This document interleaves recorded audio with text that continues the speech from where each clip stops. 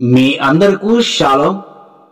ఆత్మ ఎలా ఉంటుంది, ఎక్కడ ఉంటుంది అను మా వీడియోను ఎంపిక చేసుకున్నందుకు మీకు నా ధన్యవాదములు. నా ఛానల్లో ప్రతి వీడియోను సత్యం విషయమై వివేచన చేయి వారి కొరకు లోతైన మర్మములతో కూడిన మీరెన్నడూ వినని క్రొత్త సంగతులను వింటున్నారు. వినండి, వినిపించండి, వివేచించండి. సబ్స్క్రైబ్ బటన్ ప్రెస్ చేయడం మర్చిపోకండి. ఏ విధముగా నష్టం ఉండదు. షేర్ చేయడం కూడా మర్చిపోకండి. మరొకరికి ఉపయోగపడును అను నా మనవి. టాపిక్ లోనికి వెళ్దాం. జాగ్రత్తగా వినండి, చివరి వరకు వీక్షించండి. ఈ అనంత సృష్టిని సృష్టించిన సృష్టికర్త ఎక్కడ ఉంటాడు? గత వీడియోలో విన్నాము. ఈ టాపిక్ లో ఎలా ఉంటాడు ఒక మంచి ఆసక్తికరమైన అంశము. మానవులలో ఇదే పెద్ద ప్రశ్న. ఇదే సృష్టికర్త ఎలా ఉంటాడు, అతన్ని చూడాలి అనే ఆసక్తి చాలా మంది జనులకు ఉంటుంది. అతన్ని చూడాలి అని అనుకోవడం ఒక విధంగా అవివేకమే. అతను అనంత శక్తివంతమైన వెలుగై ఉన్నాడు. కావున మానవుల కన్నులతో చూచుట అసాధ్యం. కానీ ఒకే ఒక మార్గము ఉన్నది. ఆయన ఆత్మ శబ్దము అయి ఉన్నాడు.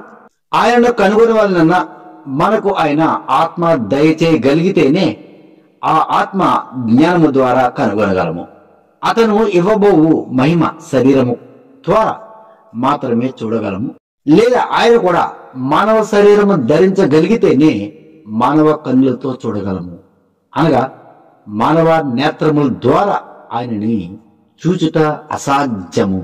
ఒకసారి ఆయన శరీరం ధరించి మానవుల మధ్య సంచరించాడు. అనేకులు ఆయనను నమ్మలేదు. సాక్ష్యం చెప్పిన వారి మాటలు కూడా వినలేదు. కనీసం ఆయన చెప్పిన ఉపదేశం ఈనాటికి జనులు విశ్వసించలేదు. ఆయన ఆత్మ పొందటం ఇది చాలా కష్టం.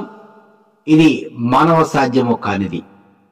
మానవ హృదయములు చీకటి భూలోక జ్ఞానముతో నింపబడినది కావున మానవ హృదయమును తనకు తానుగా శుద్ధి చేసుకొన జాలడు. అతని కృప ఉంటేనే అది సాధ్యం. వివిధ మతములలో పెద్దలు, మహా పండితులు మానవులు జన్మతః ఆత్మతోనే జన్మిస్తారు, కర్మఫలమును బట్టి నరకాగినికో స్వర్గానికో కొనుకోబడతారు అని బోధిస్తారు. నిజమే అని వివిధ మత శాఖల యందు అభీష్టం కలిగినటువంటి వారు విన్నారు. తప్పులేదు, అది వారి హక్కు.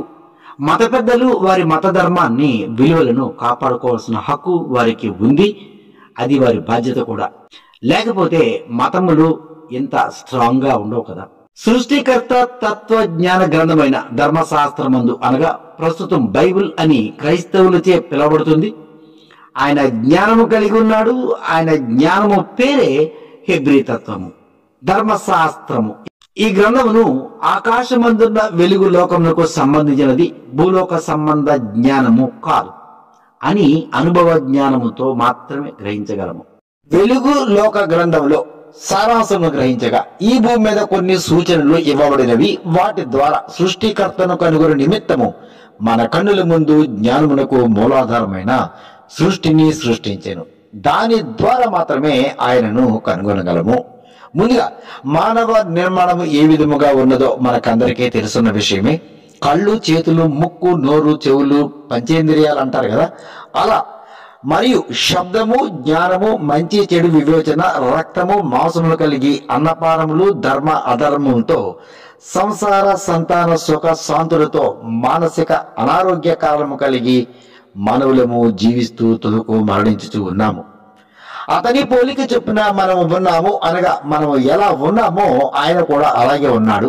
అయితే రక్త మాంసములతో గాని సంసార భార్య సంతానము బంధాలు లేనివాడు, రక్తమాంసములు లేని జీవము కలిగి ఉన్నాడు. అతనికి రక్తమాంసము కలిగి లేడని ఎలా చెప్పగలం?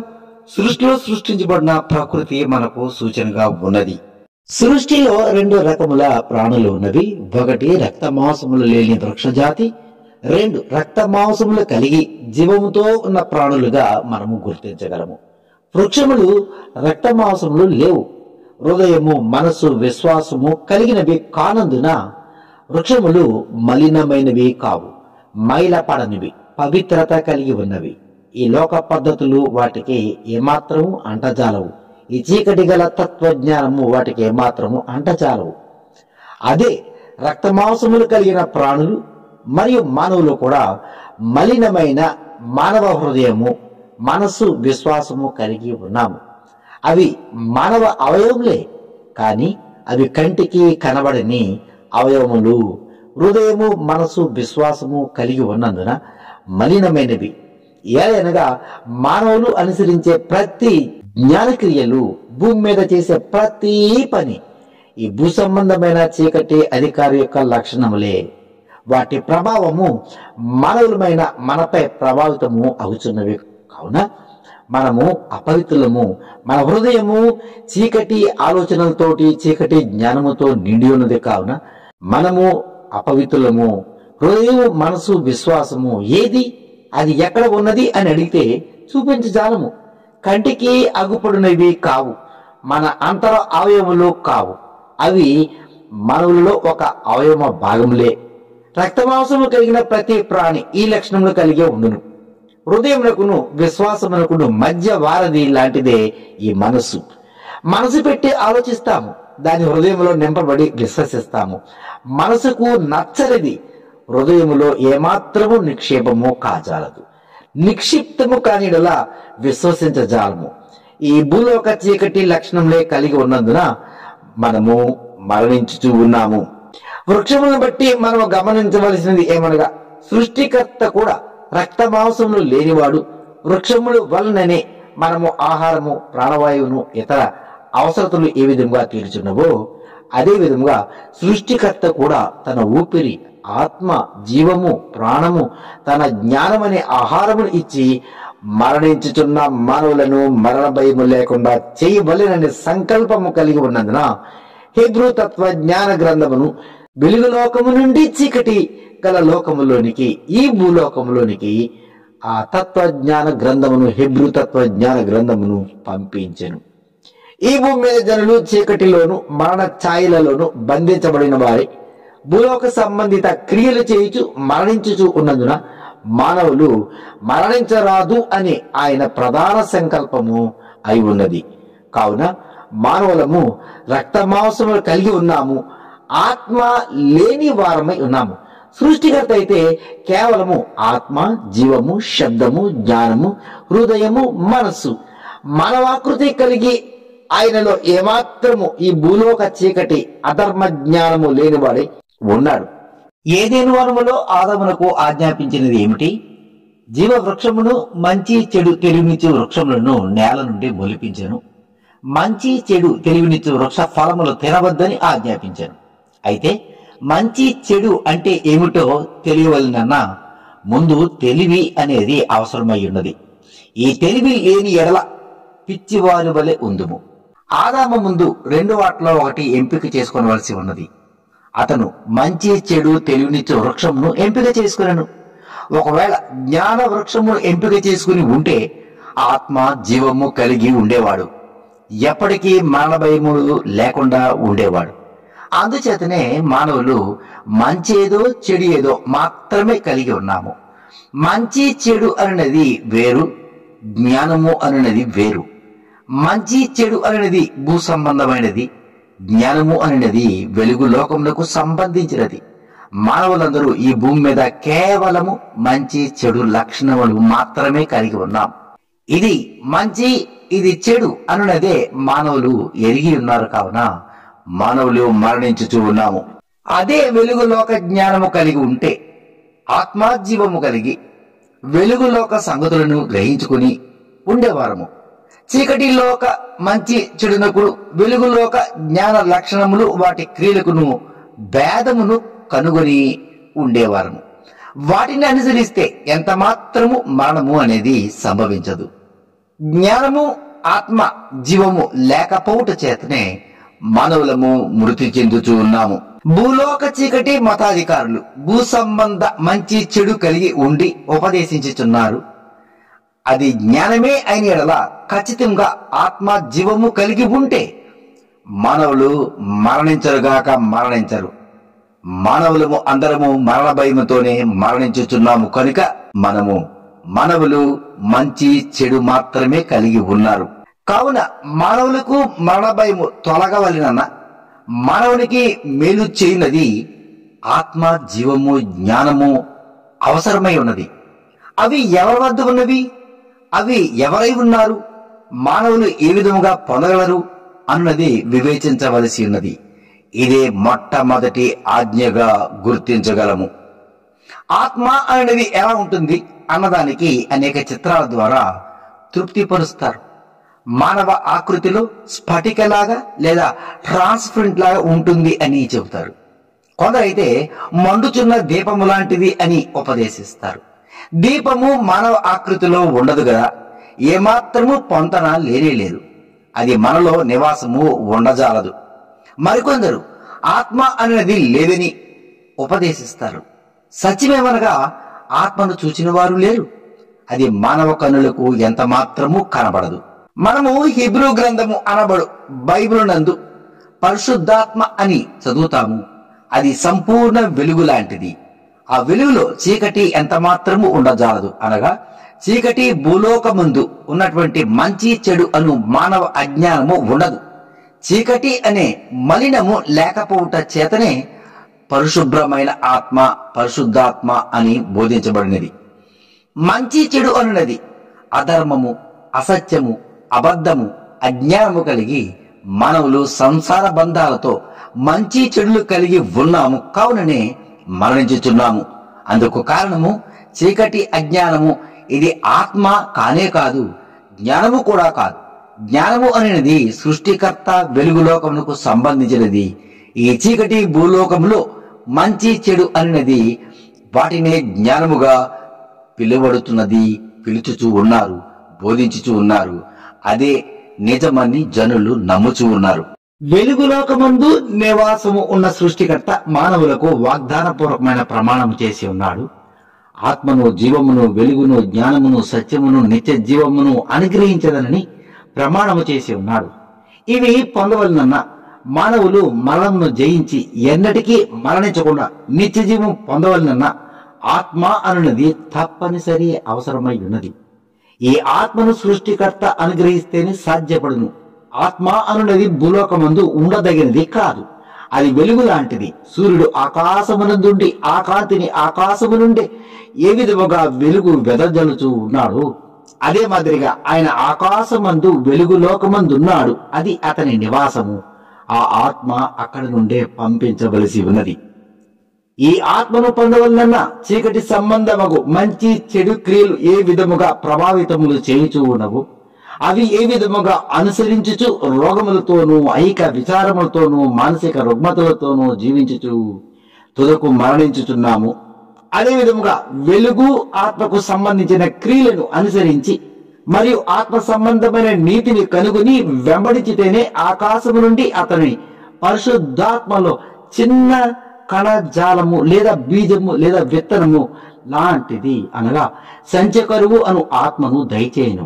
ఎలయనగా మానవులు మరణము నందకుండా నిమిత్తము నిత్యము జీవించే విధముగా ఆ ఆత్మ వెలుగులకు ప్రభావితమై అతనికి కుమారులుగాను కుమార్తెలుగాను ఉండులాగున మానవ హృదయములో ఆ బీజము గర్భము ధరించే మాదిరిగా నీవు క్రొత్తగా జన్మించిన వాడపై లేదా పునర్జన్మ స్నానము లేదా మృతుడై ఉన్న మానవుడు సమాధిలో నుంచి లేచిన మాదిరిగా చీకటి భూలోక సంబంధము క్రియలు యందు ఆసక్తి లేని వాడిపై లేదా పాత సంగతులు గతించిన వాడిపై లేదా మరచిన వాడిపై కొత్త సంగతులైన వెలుగునకు సంబంధించిన క్రియలకు ప్రభావితుడిపై వాటి యందు దృష్టి ఉంచిన వాడిపై ఉండు నిమిత్తము ముందుగా బజానా లేదా అడ్వాన్స్ గా సంచకరువు ఆత్మ అను దానిని దయచేయను.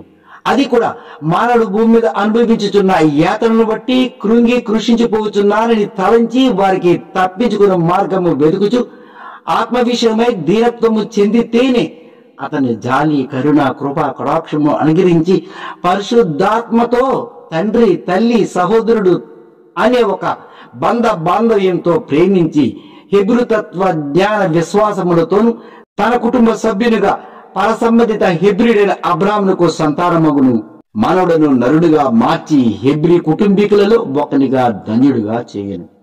ఈ భూలోక చీకటి తత్వక్రియలు లేదా ఈ చీకటి అధికారి యొక్క క్రియలైన సంసార భక్తి భావములైన అబద్ధ, అజ్ఞాన, అంధకార బోధనలు హృదయమందు నింపబడి చీకటిమయమైన హృదయముతోనూ మరణించుచున్నాము. కనుక సంచకరువు ఆత్మ అను బీజమును హృదయమును దేవాలయంలో ఉంచుట చేత మానవ హృదయంలో వెలుగుతో నింపబడిన వాడువై సాతాను అని పిలువబడుతున్న చీకటి లోకాధికారి తత్వ క్రియలు అంతరార్థమగును. ఒక తల్లి గర్భమందు పసికందు చీకటిలోనే మానవ ఆకృతి కలుగునంత వరకు నవమాసములు 10 దినములు ఏ విధముగా ఆహారమును పోషకాలను అందించి బిడ్డ ఎదుగుదల కొరకు కారణమగును, మానవ రూపమును ధరించి జన్మించి అపవిత్రతను శుద్ధి చేయబడి మానవ ఆంగమును కనబడకుండా పుత్తుగుడ్డలతో కప్పబడును. అదే మాదిరిగా చీకటి గల గర్భసంచి లాంటి హృదయమును వెలుగుగా మార్చి హృదయమును గర్భములో సృష్టికర్తచే అనుగ్రహించబడిన ఆత్మ బీజము లేదా విత్తనము ఆ ఆత్మ ఫలించు మాదిరిగా జ్ఞానమను ఆహారముతో ఆత్మ అను సంచకరును మానవ రూపము సంతరించుకుని మాదిరిగా 3.5 సంవత్సరములు ఉపదేశించి జ్ఞానమును పోషకములను విలువలతో కూడిన అక్షయమైన ఆహారముతో ఆ సంచకరు ఆత్మను అనుదినము ఆహారముతో సృష్టికర్తే బోధకుడు గురువు ఉపదేశకుడు గ్రహింపచేయువాడుగా మాతృమూర్తిగా తనచే పంపబడిన తనకు సంబంధించిన సంచకరువు ఆత్మ అను బీజమును తనకు తానే జన్మనిచ్చు తల్లి వలె పోషించి నీవు ఏ రూపము కలిగి ఉన్నావో, ఎంత ఎత్తు కలిగి ఉన్నావో, నీవు ఏ ఆకృతి కలిగి ఉన్నావో వెలుగు లక్షణములతోనూ ఆత్మ మానవ రూపమునకు మారిన అనంతరము శుద్ధి చేయబడి పొత్తిగుడ్డ చుట్టూ మాదిరిగా మహిమ వస్త్రము లేదా మహిమ శరీరమును ధరింపచేయును. గత తరములలో వారైన విశ్వాస సంబంధులకు పితరులైన అబ్రహాం, ఇస్సాకు, యాకోబులు వారి తరములో వారిలో కొందరు, సకల ప్రవక్తలు, ప్రధానులు, అధికారులు, రాజులు, ఆది అపోస్తులు వారి వారి తరములలో మరికొందరు ఆత్మను అనుగ్రహించబడి ధర్మమును అనుసరించిన వారే అబ్రహాం విశ్వాస సంబంధులు. ఈ విధముగా ఆత్మను పొంది వారిలో ఆంతరంగిక పురుషుడు అనగా సృష్టికర్త ఆత్మ బీజము ద్వారా ఉపదేశము పొందిన వారై వారి వలె ఆంతరంగిక పురుషుడు రూపాంతరము చెంది ఈ చీకటి లోకములకు సంబంధించిన శరీరం నుండి ఆంతరంగిక పురుషుడైన ఆత్మ అను సంచకరువు విడుదల పొంది లేదా వేరుపరచబడి కాలధర్మం ప్రకారము శారీరక మృతి నుండి వారి శరీరంలో పాతి పెట్టబడినవి. కాని వారి రూపంలోనే ఉన్న ఆంతరంగిక పురుషుడు సృష్టికర్త మానవ రూపమును ధరించే వరకు ఆత్మతోనే నిద్రించి ఉండిరి. సృష్టికర్త ఇశ్రాయేలీల యూదాగోత్రమందు నీతిగల దావీదు సింహాసనమందును అధిష్ఠించు మహారాజుగాను హెబ్రీయుడైన అబ్రహాము విశ్వాస సంబంధమగు సంతానమైన వాగ్దాన పుత్రులలో ప్రథముడుగాను జన్మించి తాను నెరవేర్చవలసిన ధర్మ విధులు నెరవేర్చి మానవులచే హింస నొంది తన కుటుంబమైన హెబ్రీల సంతాన సహోదరుల అందరి అపరాధము లేదా పాపము సంక్రమించినందున తానే తన కుటుంబ సభ్యుల అందరి పాపము నిమిత్తము ధర్మశాస్త్రంలో నియమించబడిన నీతిని అనుసరించి పస్కా బలి యాగ నియమము ప్రకారము ఏ కుటుంబమునకు ఆ కుటుంబం గొర్రె పిల్లను ఎంపిక చేసుకుని ఏటేటా బలి ఇచ్చు మాదిరిగా తానే తన హెబ్రీ కుటుంబం నిమిత్తము ఒక్కసారి ఒకే ఒక్క గొర్రె పిల్ల వలె పాప క్షమాపణ నిమిత్తము బలియాగమాయెను.